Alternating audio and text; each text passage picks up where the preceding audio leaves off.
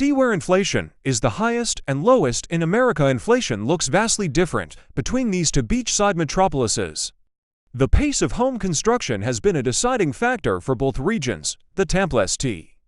Petersburg-Clearwater region in Florida recently saw the lowest inflation rate among 23 metropolitan areas across the country, -1.8% in the 12 months that ended in May. According to data from the Consumer Price Index, that's a stunning reversal from last year when it was one of the highest. The Honolulu metro area in Hawaii, meanwhile, saw the nation's highest annual inflation rate in May, at 5.2%. Nationwide, inflation is running at 3% annually, the latest CPI showed. Economic development and residential construction have been booming in the fast-growing Tampa Bay region.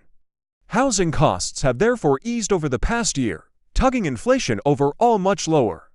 A jump in home building has also largely contributed to Houston, Minneapolis, and Denver having the nation's lowest inflation rates, according to economists.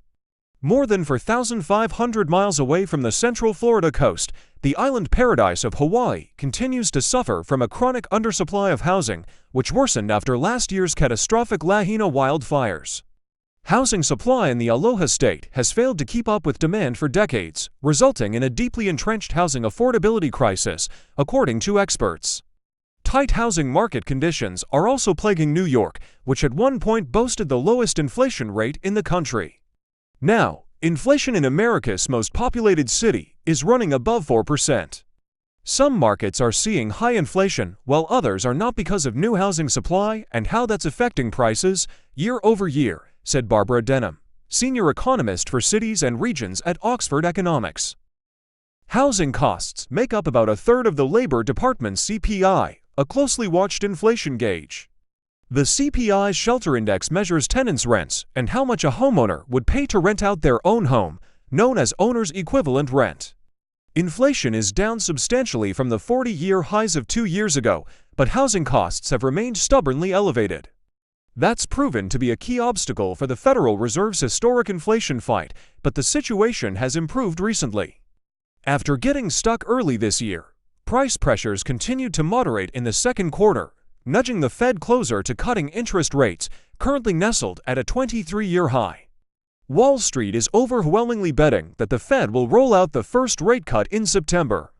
Robust economic development in Tampa. The Tampa Bay region has a fast-growing economy driven by an influx of new residents in recent years. During the COVID-19 pandemic, retired baby boomers and remote workers fled expensive coastal cities to places with warmer weather and a relatively lower cost of living. Florida was the nation's fastest-growing state between 2021 and 2022, according to census data.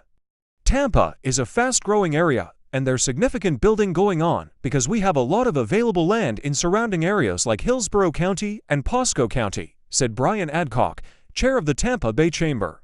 There are a lot more neighborhoods now, and that's the key difference with Miami, but such growth came with growing pains. Housing costs in many parts of Florida, including Tampa, have soared in recent years as new residents snatched up homes.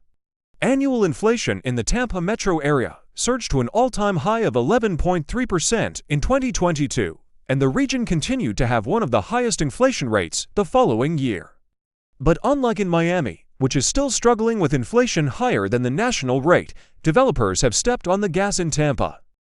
The median rent price in Tampa declined 6% in June from a year earlier, which was the largest on record, according to a recent Redfin report. That drop was attributed to a sharp increase in apartment construction, the report said.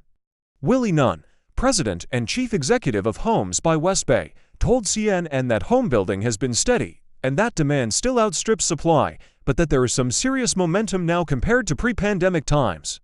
In addition to more new homes, Adcock said downtown Tampa has had an incredible metamorphosis due to the wide-ranging flurry of economic development across the region. We're fortunate to have incredible developers in our region, not just individuals that are coming in, building high-rises, and then leaving.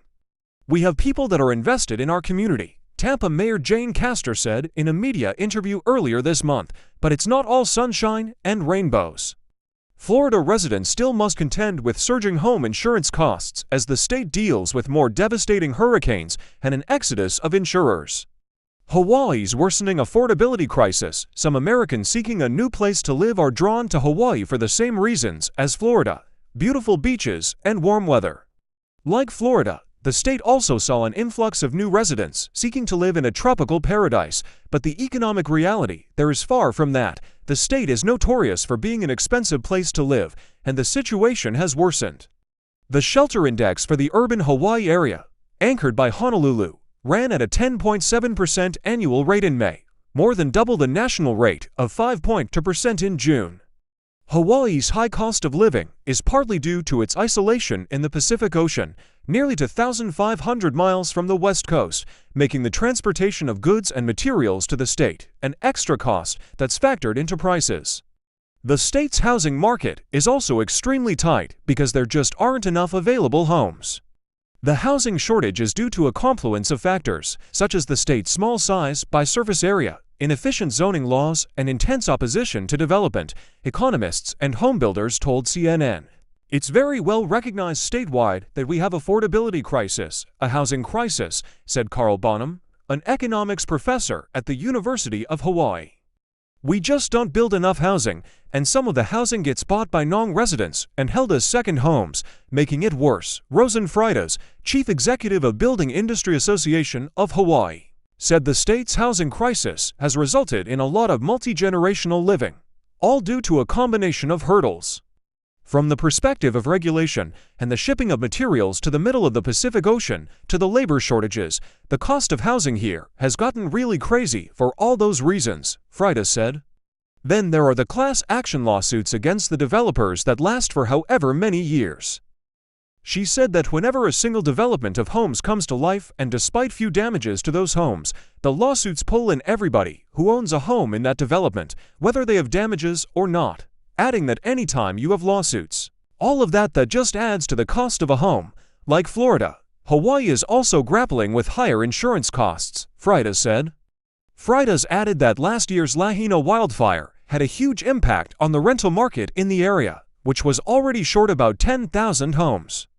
Earlier this year, Hawaii Governor Josh Green extended the state's emergency proclamation on housing, which waives a number of state and county fees that add millions of dollars in costs, while also requiring developers to build hundreds of additional affordable housing units to qualify for the exemptions under the extended proclamation.